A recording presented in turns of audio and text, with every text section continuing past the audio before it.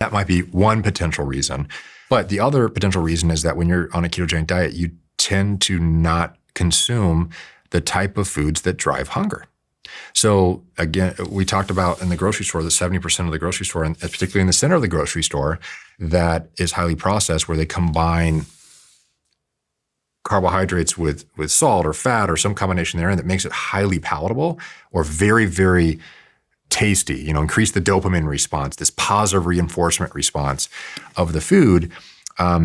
That drives people to seek more of that pleasure response. And as a result, they want to consume more. So everyone has probably felt this example where you're in a restaurant, you've eaten enough food to where you feel physically full. You're like, oh, I'm totally full. Like, I don't want to eat any more food. Someone walks by with your favorite dessert. And you're like, oh, I could eat that.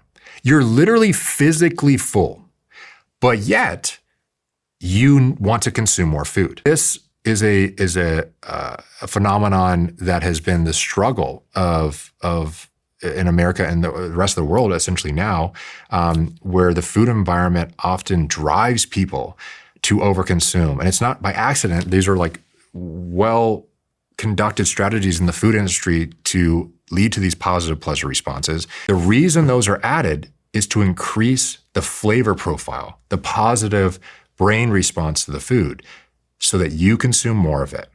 And this is a huge part in why people always feel hungry in today's food environment. They're always seeking more food, and they can't get off that hamster wheel.